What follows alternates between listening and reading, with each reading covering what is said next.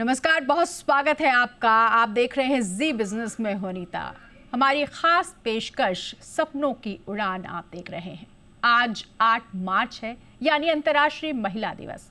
ये दिन उन महिलाओं को सलाम करने का दिन है जिन्होंने अपने हौसले, मेहनत और आत्मविश्वास से समाज में एक नई पहचान बनाई है। आज की महिला सिर्फ सपने देखने तक सीमित नहीं है, बल्कि उन सपनों को सच करने का साहस भी रखती है। घर की जिम्मेदारियों से लेकर कारोबार की दुनिया तक आज महिलाएं हर क्षेत्र में अपनी मजबूत मौजूदगी दर्ज करा रही हैं। और आज के इस खास कार्यक्रम में हम बात करेंगे उन महिलाओं की जिन्होंने सिर्फ सपने नहीं देखे, बल्कि अपने दम पर एक सफल बिजनेस खड़ा किया और कई दूसरी महिलाओं के लिए भी प्रेरणा बन गई। इस विशेष शो में हमारे साथ जुड़ रही हैं हमारे साथ कुछ खास मेहमान, महिला एंटरप्रेन्योर्स जिन्होंने चुनौतियों को अवसर में बदला है। हमारे साथ हमारी खास मेहमान है Alpana Parida, founder and CEO हैं त्वरा हेलमेट्स की। कुछ और मेहमान भी हमारे साथ जुड़ेंगे। बहुत स्वागत है Alpana ji. Very happy to be here. जी बिल्कुल। तो आज हमारे खास पेशकश में हम सफलतम महिलाओं की कहानी जानना चाहेंगे और अल्पना मैम से भी हम उनकी सफलता की कहानी जानेंगे। कहते हैं कि एक सफल पुरुष के पीछे एक महिला का हाथ होता है, लेकिन एक सफल महिला के पीछे उसकी माँ का हाथ होता है। क्योंकि जो सपने आज उनकी बेटियों ने सच किए हैं, उन सपनों को न जाने कितनी जागती रातों में उन माँओं ने देखा है, जिसे आज उन बेटियों ने सच कर दिखाया है। इसीलिए उन तपस्या में लीन माँओं के लिए और उनकी सफल बेटियों के लिए बहुत सारी शुभकामनाएं आज की अंतर्राष्ट्रीय महिला दिवस पर। अल्पना मैम, सबसे पहले आपसे जानना चाहेंगे, एक लंबे समय तक ब्रांडिंग अनुभव के बाद त्वरा को आपने शुरू करने के बारे में कैसे सोचा, कैसे प्लान किया? क्या इसके पीछे भी कोई कहानी जुड़ी हुई है? अनीता, कहते हैं कि चंगेज खान ने जब दुनिया जीतने का फैसला करा तो वो उसकी उम्र 50 से ज्यादा थी। तो मैं भी चंगेज खान की तरह 50 की उम्र से ज्यादा आई डिसाइडेड कि ये कदम लेना चाहिए। तो दुनिया जीतने का जो मंसूबा है वो तो है ही। और ये आइडिया है कि त्वरा एक ग्लोबल ब्रांड बने। बिल्कुल बिल्कुल। हमारे साथ एक और खास मेहमान जुड़ रही हैं, राखी अग्रवाल। डॉक्टर राखी अग्रवाल सोशल एक्टिविस्ट है। बहुत स्वागत है डॉक्टर राखी। अंतर्राष्ट्रीय महिला दिवस की बहुत सारी शुभकामनाएं। आपको भी बहुत बहुत शुभकामनाएं। आपने एक सामाजिक मुहिम की शुरुआत की। इस शुरुआत के पीछे क्या कोई प्रेरणा जुड़ी है? मैं बचपन से ऐसे माहौल में बड़ी हुई हूँ जहाँ पर लड़कियों को कुछ कम माना जाता था शायद लड़कों से। तो शायद मेरे अंदर एक रेबिलियस इंसान बचपन से ही जागरूक है कि मैं ये हमेशा साबित करना चाहती हूँ कि लड़कियाँ किसी भी मायने में लड़कों से कम नहीं। आज समय बहुत बदल चुका है, मैं बहुत बचपन की बात कर रही हूँ। तो मैंने अपनी जिंदगी को हमेशा यही साबित करने में जिया है कि हम लोग ज्यादा सशक्त हैं पुरुषों से। लेकिन एट द सेम टाइम मैं मानती हूँ कि महिला और पुरुष दोनों एक सिक्के के दो पहलू हैं और दोनों को एक और एक 11 करके काम करना चाहिए। तो कुछ इस तरह से मेरी धारणाएं डेवलप हुई हैं बचपन से। बिल्कुल। यानी जब तक चुनौतियां ना हो तो कहते हैं जीत भी हासिल नहीं होती, चुनौतियां ही हमें आगे बढ़ाती हैं और जीत भी हासिल कराती हैं। हमारे साथ एक और ख़ास मेहमान है मनीषा चोपड़ा, जो कि फाउंडर है सी सोल कॉस्मेटिक्स की। डॉक्टर मनीषा, बहुत सारी शुभकामनाएं अंतर्राष्ट्रीय महिला दिवस की। आपकी नई शुरुआत के लिए, आपकी सफलता के लिए आप किसको इसका श्रेय देना चाहेंगी? क्या कोई प्रेरणा आपको हासिल हुई इसके लिए? Thank you so much, Anita ji. First of all, happy Women's Day to everyone. तो जहाँ तक प्रेरणा की बात है, मेरी माँ सबसे बड़ी प्रेरणा रही है मेरी इस पूरी जर्नी में। हम्म। और जहाँ पर मतलब मैंने अपनी माँ को बचपन से देखा है कि वो भी काम करती थी और उन्होंने मतलब घर चलाने के साथ साथ क्या बोलते हैं कि बाहर जाके काम भी किया है। और वही मेरे लिए सबसे बड़ी प्रेरणा थी कि अपनी जिंदगी में कुछ करके दिखाना है, हम्म। जिससे मतलब मेरी खुद की आइडेंटिटी हो, ताकि मैं खाली एक अच्छी माँ ना बन पाऊँ, बट उसके साथ-साथ एक एंटरप्रेन्योर भी बन पाऊँ। और जहाँ पे स्किन केयर की बात है, वो इसीलिए ही शुरू हुई क्योंकि मेरी माँ का खुद का सैलून था बचपन जब मैं छोटी थी। तो मेरे को शायद वो कहते हैं मेरे डीएनए में था कि फेस क्रीम्स क्या होती हैं और फेशियल्स क्या होते हैं और क्रीम्स क्या होती हैं, तो कहीं न कहीं उसमें रुचि थी। तो इंजीनियरिंग करने के बाद भी मैंने अपनी फील्ड चेंज करी और स्किन केयर कॉस्मेटिक्स का अपना खुद का ब्रांड शुरू किया और आज 13 साल हो गए हैं और ब्रांड सिर्फ ग्रो ही हो रहा है तब से। एंड एक्सपोनेंशियल ग्रोथ देख रहे हैं, तो मतलब सारा श्रेय मैं अपनी माँ को देती हूँ इसके लिए। बिल्कुल। और मुझे लगता है आज के दिन ज़्यादातर महिलाएं जो भी उन्होंने हासिल किया है, सफलता हासिल किया, चुनौतियां हासिल की, घर परिवार रिश्ते नाते, सबका श्रेय अपनी माँ को ही देना चाहेंगी। अल्पना मैम, आपके पास आना चाहूँगी क्योंकि आपने एक नया ब्रांड महिलाओं के लिए शुरू किया, त्वरा हेलमेट्स। 30 साल ब्रांडिंग अनुभव लेने के बाद महिलाओं के लिए एक नया हेलमेट शुरू बनाने का आइडिया कहाँ से आया? कैसे आपने ये सोचा कि महिलाओं के लिए कुछ अलग सोचना चाहिए इसमें? अनीता, आप महिलाओं के लिए हेलमेट लेने जाओगे तो सबसे सस्ते, सबसे हल्के, सबसे नीचे के शेल्फ में दबे हुए हेलमेट आपको मिलेंगे। क्योंकि कोई सोचना नहीं चाहता, कोई डीलर सोचना नहीं चाहता कि महिलाओं के लिए सिर्फ पुलिस से बचने के लिए हेलमेट चाहिए, सब बचाने के लिए हेलमेट की ज़रूरत कोई नहीं समझता। और मैं सोचती हूँ कि जो 30 करोड़ महिलाएं इंडिया में हैं, जो पिलियन में बैठती है, चाहे आगे बैठे या पीछे, अगर वो गिरती हैं तो चोट तो सेम आने वाली है। तो जो कवरेज राइडर को मिलना है वो फिर पिलियन राइडर को भी मिलना चाहिए। तो मेरा ये सोचना था कि ये हेलमेट बहुत ज़रूरी है और कोई नहीं बना रहा था। तो हमने ये सोचा कि ये हेलमेट बनाएंगे, नॉट ओनली हेलमेट जो होंगे जो बेटर इम्पैक्ट रेजिस्टेंट होंगे, लेकिन ये हेलमेट ऐसे बनने चाहिए कि जो कोई भी पहनने के लिए तैयार हो जाए। ऐसा नहीं कि उनको पहनना ज़रूरी है, लेकिन वो पहनना चाहे। तो ये स्टाइल भी ऐसे होने चाहिए, इस डिज़ाइन भी ऐसा होना चाहिए कि पहनना चाहे। और क्वालिटी तो जो मेंस हेलमेट की बेस्ट हेलमेट है, वो उस तरह की क्वालिटी भी होनी चाहिए। तो ये त्वरा के पीछे हमारा सोचना था। बिल्कुल, और इसीलिए ये इतना ज़्यादा सफल भी हुआ। डॉक्टर राखी, आपके पास आना चाहूँगी। महिला सशक्तिकरण, कन्या भ्रूण हत्या के खिलाफ अभियान एक बहुत लंबा सफ़र रहा होगा। इस सफ़र में चुनौतियाँ कैसी थी और सफ़र रहा कैसा? कि मैं दिल्ली में पली बड़ी थी और विवाह के बाद मैं एक छोटे शहर नजीबाबाद में चली गई और लगभग वहाँ की तब जेंट्स ही अल्ट्रासाउंड करते थे और भ्रूण हत्या को अक्सर अल्ट्रासाउंड के साथ जोड़ के देखा जाता था। तो मैं शायद उन कुछ महिला चिकित्सक में से होंगी, शुरुआती महिला चिकित्सक में, जिन्होंने अल्ट्रासाउंड करना शुरू किया। तो जब मैं ये देखती थी कि इसको बार बार भ्रूण हत्या को डॉक्टर्स के खिलाफ और कुछ ना कुछ कह के या अल्ट्रासाउंड से जोड़ा जाता है, तो मेरे मन में एक इच्छा आई कि क्यों ना मैं लोगों की ये भ्रांति दूर करूं कि ये सिर्फ किसी एक समाज के किसी एक क्षण पे अंकुश लगाने से नहीं होगा, बल्कि समाज की पूरी धारणा बदलने से ही हम भ्रूण हत्या को रोक सकते हैं। मेरी समझ में नहीं आता था कि क्यों इतनी मासूम, इतनी प्यारी सी बच्चियां जो मेरे हॉस्पिटल में रोज पैदा होती हैं, क्यों किसी को उनसे मतलब नकारा जा सकता है। तो इसीलिए मैंने ये मुहिम शुरू की। 2008 से मैं ये मुहिम लड़ती आ रही हूँ और मेरा लक्ष्य था कि मैं भ्रूण हत्या को बिल्कुल इतिहास बना दूंगी, जो कि मैंने अपने कार्यों से काफी समय से अवेयरनेस जगाते हुए और महिलाओं को आत्मनिर्भर बनाते हुए इसका लक्ष्य लगभग प्राप्त किया। हमारे क्षेत्र में कोई भी ऐसी अल्ट्रासाउंड क्लिनिक नहीं है जो लिंक का जो है प्रशिक्षण करता हो। तो ये हमारी विजय रही और बहुत अवेयरनेस, कई सालों की अवेयरनेस लगी है इसमें। और आज आकर मैं कह सकती हूँ कि पहले से काफी अच्छे रिजल्ट हैं। हमारे डिस्ट्रिक्ट बिजनौर की जो लिंग अनुपात की रेशो है वो भी इंप्रूव हुई है। और इसमें खाली मैं मैं नहीं, मेरे साथ पूरा समाज रहा, पूरी बेटियां रही, बहुत सी औरतें रही, बहुत से लोग रहे जिन्होंने इस मुहिम के साथ मेरा साथ दिया और इस लक्ष्य को प्राप्त करने में अभी भी बहुत दूर है, लेकिन फिर भी इस लक्ष्य को प्राप्त करने में हमारा सहयोग दिया।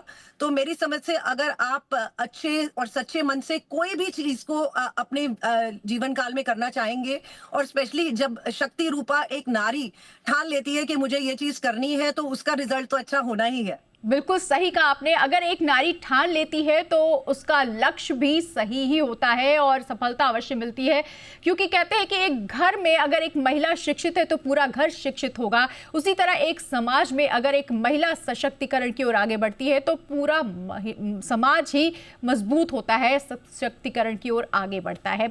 मनीषा मैम, आपके पास आना चाहूंगी। आप एक इंजीनियर रही हैं, ऐसे में आगे बढ़ करके इंटरनेशनल ब्यूटी कोच बनना, ब्रांड फाउंडर बनना, इसके पीछे किस तरह की सोच थी, किस तरह की प्रेरणा आपको मिली और ये दौर आपके लिए कैसा रहा? ये बहुत बड़ा ट्रांसफॉर्मेशन था, ये कैसा रहा?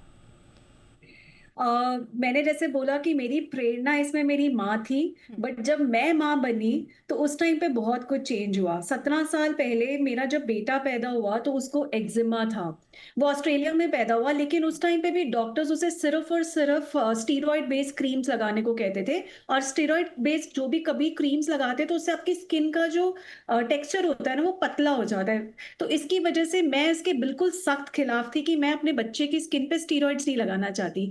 तो उस चक्कर में मैंने डर्मेटोलॉजी पढ़ी, मैंने कॉस्मेटोलॉजी पढ़ी कि मैं ऐसा क्या अलग बनाऊं अपने बच्चे के लिए ताकि मैं उसको कुछ ऐसा दे सकूं कि उसकी एक्जिमा हील हो सके।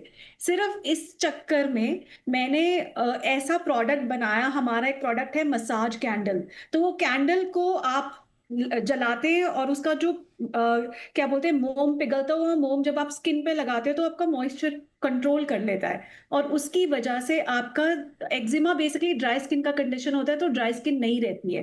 तो जब मैंने ये इसके लिए इतनी रिसर्च करी तो मुझे ये समझ में आया कि हमारी स्किन केयर की दुनिया में एक बहुत बड़ा गैप है, और मैं इतनी रिसर्च कर चुकी थी एज अ मदर कि मेरे को लगा कि ये गैप को फिल करने के लिए मेरे पास सही नॉलेज है।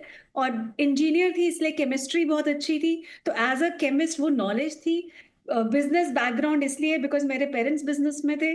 तो मुझे लगा कि उस मोमेंट पे जब मेरा बेटा सिर्फ 3 साल का था और बेटी 1 साल की थी, मैंने अपनी पूरी फैमिली को इंडिया मूव करा सिर्फ ये सोचकर कि मुझे पता है कि मैं एक ब्रांड खड़ा करने वाली हूँ, और वो मतलब वो बेस्ट डिसीजन होने वाला है। और बस अपने कितना दिल पे हाथ रख के भगवान का नाम लेके शुरू कर दिया, और आज 13 साल हो गए हैं and we are seeing exponential growth. और आज 10 साल पहले मेरे हस्बैंड ने भी अपना बहुत अच्छा फ्लरिशिंग करियर छोड़ के मेरी कंपनीज को ज्वाइन किया।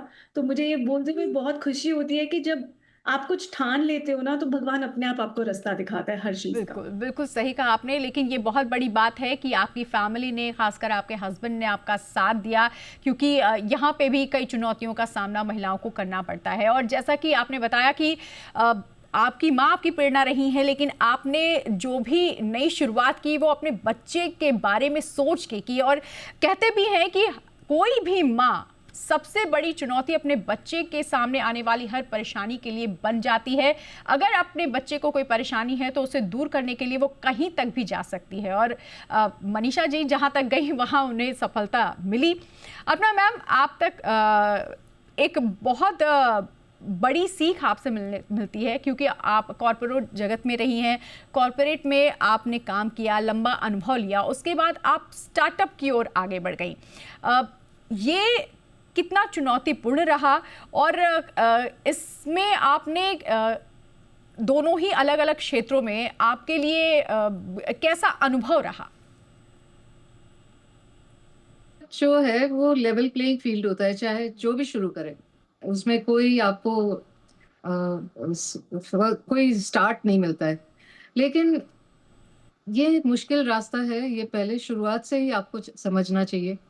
और मैंने ये समझा था, मुझे पता था कि ये आसान नहीं है मुझे, और ये भी पता था कि काफ़ी अड़चनें आएगी, और जब अड़चनें आएगी तो एक ही बात करनी है, जो चलते रहना है।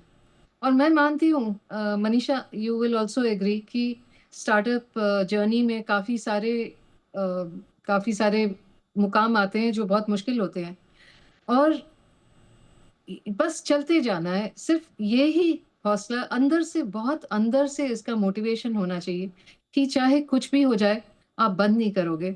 और मैं जो स्टार्टअप फाउंडर कंटिन्यूअसली चलता रहता है, उसी को सक्सेस मिलता है। ये नहीं कि बहुत कम होते हैं जिनको पहले साल, दूसरे साल में बहुत बड़ा मिल जाता है। लेकिन इसमें डटे रहना, जुड़े रहना बहुत इम्पोर्टेंट होता है। बिल्कुल। यानी भले ही आप किसी ऐसे रास्ते पर चल निकली हो जो रास्ता आपके लिए बिल्कुल अनजाना हो, लेकिन अगर आप डटे रहें तो निश्चित तौर पे आप मंजिल तक ज़रूर पहुंचेंगी। डॉक्टर राखी, हम ये जानना चाहेंगे क्योंकि आप महिला सशक्तिकरण से जुड़ी हुई हैं, ग्रामीण इलाकों में और छोटे कस्बों में आपने बहुत काम किया है। हालांकि आपने कहा कि आपको वहाँ पर बहुत सपोर्ट मिला, बहुत सहयोग मिला महिलाओं का, लेकिन क्या आज भी महिला सुरक्षा ऐसी जगहों पर, छोटे शहरों, कस्बों या गाँव में आज भी एक बड़ा सवाल है? आज भी चुनौतियाँ वहाँ पे हैं? जी हाँ, चुनौतियाँ तो हैं। हालाँकि मैं ये कहना चाहूँगी कि मैं यूपी में रहती हूँ और मुझे पहले से ज़्यादा यूपी सुरक्षित लगता है। शायद कह लीजिए कि यूपी के एडमिनिस्ट्रेशन को लेके या पुलिस को लेके बहुत सारे चेंजेज़ हैं। मैं खुद पॉश कमेटी की अध्यक्ष हूँ डिस्ट्रिक्ट बिजनौर में, तो वहाँ पे काफ़ी केसेज़ आते हैं। महिलाएँ अब खुल के अपनी शिकायतें दर्ज कर सकती हैं। एज़ फॉर सिक्योरिटी मुझे काफ़ी चेंज लगता है पहले से अब में। पहले एक टाइम था कि कहीं मैं रात में वापस आ रही थी बच्चों के साथ और दंगों में फंस गई थी, लेकिन इस तरह की चीज अब कम देखने को मिलती हैं। महिलाएं अब जाके बाहर का काम भी करती हैं, घर का काम भी करती हैं, स्कूटी पे भी अकेले घूमती हैं। तो बहुत से चेंजेस मैंने अपनी लाइफ टाइम में देखे हैं यहाँ पर। हालांकि काफी चीजें सही हैं, लेकिन परेशानी क्या होती है कि जब हमारी महिलाओं के साथ कुछ गलत होता है, चाहे वो किसी भी क्षेत्र में क्यों ना हो, रूरल में हो या अर्बन क्षेत्र में हो, तो परेशानी तब होती है जब उनके साथ न्याय नहीं होता। तो अगर वो अपनी, एक तो महिला को कितना मुश्किल होता है अपनी शिकायत दर्ज कराना, ये बात हमको समझनी होगी। तो फिर भी कोई महिला अगर आती है, अपनी शिकायत दर्ज कराती है और उसके बाद अगर न्याय में देरी होती है, तो यही मुझे लगता है एक कारण है जिसको हमें बदलना होगा। बाकी महिला सुरक्षा काफी हद तक बदली है। महिलाओं के पास कई अधिकार हैं, कई सारी हेल्पलाइंस हैं जिनका वो इस्तेमाल कर सकती हैं, कई सारी महिला थाने हैं, महिलाएं पुलिस हैं जो कि बढ़ाई गई हैं। तो बहुत सारे हमारे पास विकल्प हैं जिनकी जानकारी हमें होना समय टू समय जरूरी होता है। तो ऐसा नहीं है कि महिलाओं की सुरक्षा पूरी तरह वो हो गई है। अभी भी बहुत लंबी रोड है जो हमें चलनी है, लेकिन फिर भी पहले के बनस्पत काफी इंप्रूवमेंट है। और अगर जस्टिस सिस्टम भी थोड़ा सा बदल जाता है और जो इस तरह के केसेस हैं, सिर्फ हाई प्रोफाइल केसेस नहीं, उन केसेस में भी जहां महिलाओं के साथ उत्पीड़न हो रहा है, उन्हें अगर सही टाइम पे न्याय मिलता रहे, तो मुझे लगता है कि देश की छवि बहुत जल्दी बदल सकती है। बिल्कुल, देखिए एक नई शुरुआत इसे हम कह सकते हैं। इससे पहले वुमेंस डे पर जब हम चर्चा करते थे तो हम समस्याओं पर चर्चा करते थे, हम उन गंभीरताओं पर विचार करते थे जो महिलाओं के साथ हो रही हैं गाँव में, कस्बों में, छोटे शहरों में। लेकिन अब एक नई शुरुआत हो रही है, यहाँ रोशनी की नई किरण जगी है, जैसा कि डॉक्टर राखी बता रही हैं कि अब वो परेशानियां नहीं रही हैं, उतनी परेशानियां नहीं रही हैं, वो बंदिशें अब टूट चुकी हैं, महिलाएं आगे बढ़ रही हैं और महिला सुरक्षा को लेकर भी सरकार भी गंभीर नजर आ रही है। डॉक्टर हमारे साथ डॉक्टर राखी ने जो कुछ भी शेयर किया वो वाकई बहुत प्रेरणादायक है। मनीषा मैम, ये बात प्रोडक्ट्स को लेके, खास करके कॉस्मेटिक प्रोडक्ट्स को लेकर के है, क्योंकि अलग अलग क्षेत्रों में आप सभी हैं। आपसे ये जानना चाहेंगे, कॉस्मेटिक को लेकर के आजकल जो बहुत ज़्यादा लोग इन्फ्लुएंस हो गए हैं वो ऑर्गेनिक कॉस्मेटिक्स को लेकर के हो गए हैं और केमिकल फ्री कॉस्मेटिक्स को लेकर हो गए हैं। ये इतना ज़्यादा इम्पॉर्टेंट कैसे हो गया है? क्या वाकई में बहुत ज़्यादा ऐसे कॉस्मेटिक्स आ गए हैं जो हमारी स्किन को हार्म कर रहे हैं, इसीलिए इसकी ज़रूरत है, या फिर इसे ज़बरदस्ती थोपा जा रहा है?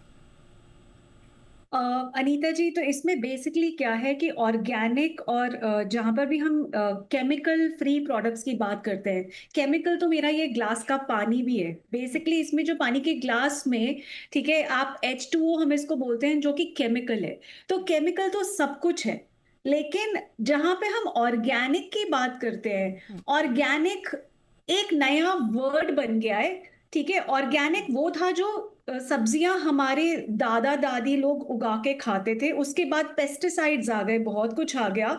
ठीक है, तो अब हम वापस गोल घूमकर पुराने उसमें जा रहे हैं।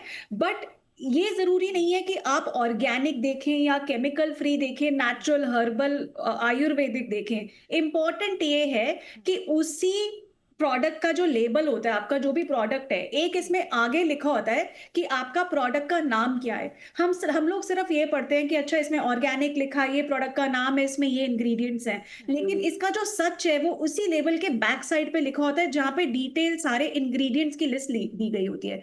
तो अगर उसमें कोई ऐसा इंग्रेडिएंट है जिसमें पैराबेन है या सल्फेट है, कोई भी ऐसी धातु डली हुई है जिससे कि आपको स्किन की प्रॉब्लम्स हो सकती है या कैंसर जैसी बीमारियां हो सकती है, तो उसको 200% बिल्कुल यूज नहीं करना चाहिए। इसकी अवेयरनेस आज की डेट में इसलिए आ गई है क्योंकि आज की डेट में जनता थोड़ी सी ज्यादा जागरूक हो गई है। पहले क्या होता था कि आपको जिसने बता दिया कि अच्छा आप ये वाली क्रीम लगाइए तो आप ये क्रीम लगा लेंगे, किसी ने बोला आपको ये सीरम लगाइए तो ये लगा लेंगे। लेकिन आज की डेट में अच्छी बात ये है कि आज का जो क्लाइंट है वो देखता है कि अच्छा इसमें ये चीज है, क्या ये मेरे लिए अच्छी है।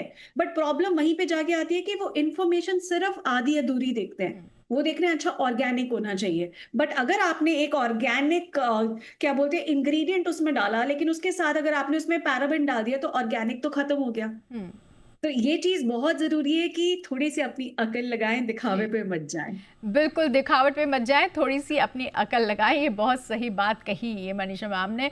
अल्पना मैम, क्योंकि त्वरा हेलमेट महिलाओं के लिए बनाया गया हेलमेट है और शायद भारत के लिए तो ये बिल्कुल महिलाओं के लिए अपना अलग सा ही स्टार्टअप है। इसमें महिलाओं के लिए क्या खास है? महिलाएं अगर इसे चुनना चाहें तो क्या इसकी विशेषता है जो नॉर्मल हेलमेट से उनसे अलग है? अनीता, सबसे पहले तो हेलमेट जो बनता है उसमें सबसे बड़ी जो चीज होती है वो उसको बोलते हैं मोल्ड। ये जो हेलमेट है ना, ये मोल्ड सबसे महंगा होता है। तो ये जब मोल्ड बने हैं वो मेंस साइजेस में बने हैं, और लोग सोचते हैं कि विमेन साइजेस में बनाना कोई बहुत ज़्यादा खर्चा हो जाएगा। तो ये गलत साइज के हेलमेट पहले तो बहुत मिलते हैं, और जितने भी हमने रिसर्च करी तो सारी औरतें हमको कहती थी कि हमारे हेलमेट तो वॉबल करते थे, वो हिलते थे, ठीक से फिट नहीं होते। तो पहले तो हमने इसका सही साइज का हमने जो इनोवेशन करा है, मतलब जो हमने मोल्ड बनाए हैं वो सही साइज के बनाए हैं, सही चुन के बनाए हैं। लेकिन इसके अलावा बहुत कुछ फीचर्स हैं जो वुमेन के लिए सही होते हैं। जैसे हम सब इयररिंग्स पहनते हैं, जब इयररिंग्स पहनते हैं और हेलमेट पहनते हैं तो बहुत चुभते हैं। तो हमने एक इयररिंग नॉच बनाया है, चाहे आप सबसे बड़ा झुमका भी पहन लो तो इसमें इयररिंग्स आपके फिट हो जाएंगे। बिल्कुल। काफी सारे फीचर्स जो हैं वो महिलाओं के लिए सही है, लेकिन इसमें एक और है जो मैं इंटेंशन कार्ड बोलती हूँ, क्योंकि हर एक महिला का एक सपना होता है, और वो सपना चाहे छोटा हो या बड़ा हो, सपना तो सपना होता है। तो हम ये इसके साथ एक इंटेंशन कार्ड देते हैं। हम कहते हैं हर एक को कि आप आपका इंटेंशन लिखिए, उसको अपने साथ, अपने सर के साथ नजदीक में रखिए, और हमेशा राइड विथ इंटेंशन। तो कभी ना कभी आपके सपने सच होंगे। बिल्कुल, सपने सच होंगे। और जिस तरह से अल्पना मैम ने अपने सपने सच किए, जाहिर सी बात है महिलाओं के लिए एक ख़ास तरह का हेलमेट बनाकर। डॉक्टर राखी, चलते चलते, हालांकि ये सभी मेहमानों से हम जानना चाहते हैं, लेकिन बहुत जल्दी से, बहुत कम समय में हम जानना चाहेंगे, आज अंतर्राष्ट्रीय महिला दिवस पर क्या मैसेज, क्या संदेश आप देना चाहेंगी देश की महिलाओं को, उन दर्शकों को जो आप देख रहे हैं, आपको देख रही हैं? देखिए, मैं हर जगह जब भी चैनल खोलती हूँ देख रही हूँ कि कहीं वॉर हो रहा है, कहीं कुछ हो रहा है। तो मैं ये कहना चाहूंगी पूरे संसार को कि अगर महिलाएं जो हैं वो किसी भी डिसीजन मेकिंग टेबल पे इक्वल मात्रा में होंगी तो ये संसार ज्यादा संतुलित होगा, ज्यादा शांतिपूर्ण होगा। एक तो ये बात मैं कहना चाहती हूँ।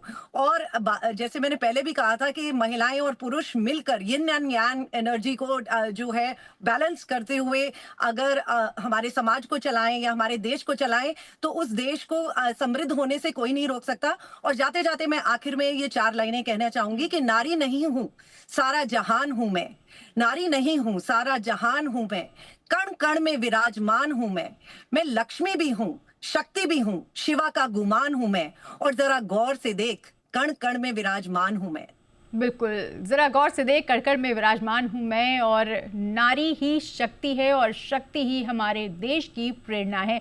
बहुत शुक्रिया करेंगे हमारे तीनों मेहमानों का, अल्पना मैम, मनीषा मैम और डॉक्टर राखी, बहुत बहुत शुक्रिया तमाम चर्चा में जुड़ने के लिए। तुम्हारी इस खास पेशकश में फिलहाल इतना ही। जी बिजनेस पर खबरों का सिलसिला लगातार जारी है। फिलहाल दीजिए इजाजत, नमस्कार।